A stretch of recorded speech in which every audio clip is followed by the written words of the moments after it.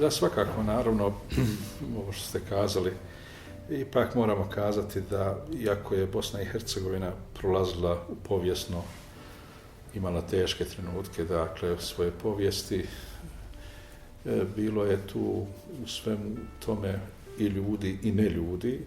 Naravno, neljude najlakše i najbrže bi želili da zaboravimo kao takve, ali čini mi se da oni ponekad pretiču ove dobre ljude koji su zaista pokazali svoju ljudskost na najbolji način.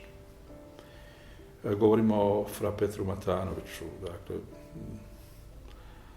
čovjeku koji je tada, naravno, živio i radio u Tuzli, u tuzlanskom samostanu, koji je u tim teškim ratnim vremenima u tuzlanskom kraju važio kao vrlo ugledan čovjek, dakle, i čovjek koji je bio posvećen zaista razvijanju dobrih odnosa između, možemo kazati, svih naroda u Bosni i Hercegovini, i Bošnjaka, i Srba, i Hrvata, i fra Petar Matanović je jedna svijetla ličnost, pogotovo tih ratnih događanja. Sudbina je tako htjela da se spojimo na takav način, a to je da sam ja 2. maja 1993. godine, dakle, kao što se kazalo, utamničen, zarobljen od strane bojovnika HVO-a na području Konjica i proveo 6 mjeseci u logoru, dakle, koji je bio i s drugim, naravno, pripadnicima armije Bosne i Hercegovine koji su oni zarobili, i sa njima sam proveo tih 6 mjeseci.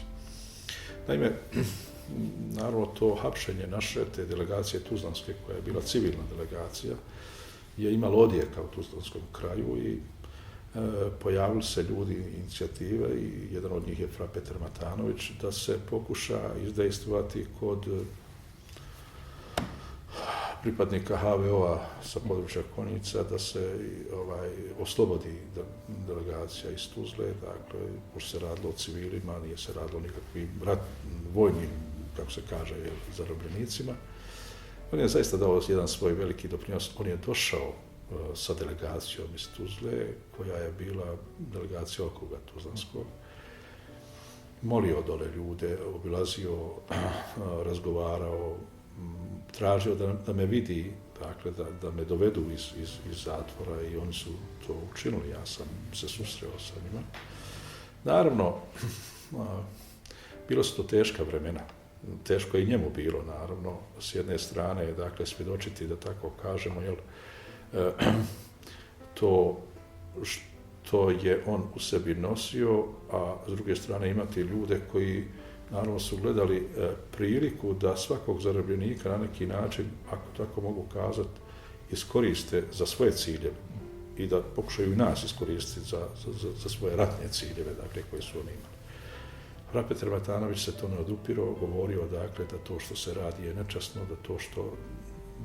da će sve proći, da će doći vrijeme kada će ljudi morati polagati račune, dakle, za ono što čine, da je nečasno držati ljude ni krive ni dužne, dakle, i da govorio je, naravno, da je narod Bosne i Hercegovine, dakle, oduvijek živio međusobno u dobrim komšinskim odnosima i tako dalje, i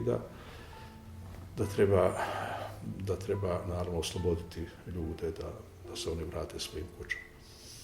Fra Petar Matanović je, dakle, jedan od ljudi iz one plejade koji je svjedočio prije svega svoju vjeru, tako ja razumijevam, dakle, svjedočio svoju vjeru na najbolji način, časno,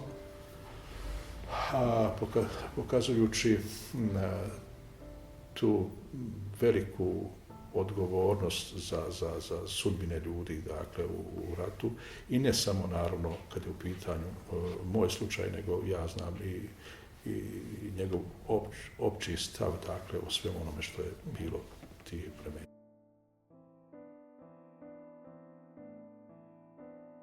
Pa oni su potrebni, o tome čak i Kur'an govori, ima jedan kuranski ajet koji kaže velillahil meselul a'la, dakle, Bogu čak, dakle, isticanje primjera kao pozitivni, da tako kažemo. I naravno da je dragi Bog, što bi kazali, jel, onaj čija se riječ slijedi, koji i tako dalje. Međutim, među živim ljudima također postoje ljudi koji su uzoriti, dakle, i isticanje, dakle, te njihove uzoritosti u stvari, ja bar tako razumijevam, povezuje ljude i održava život u toj njegovoj kompleksnosti. Dakle, nije lako živjeti na ovoj zemlji. Život je mučan ovdje.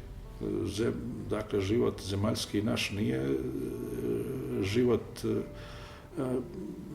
nekog, dakle, nije lahak.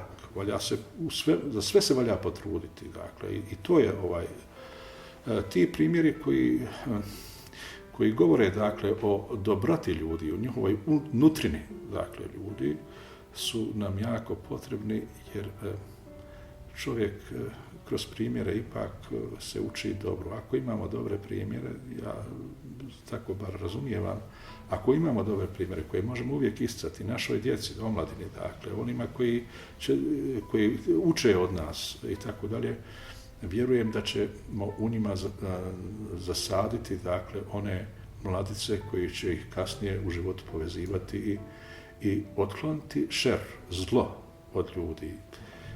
Etika islama se u stvari zasniva na tome, na suprotstavljanju zlu.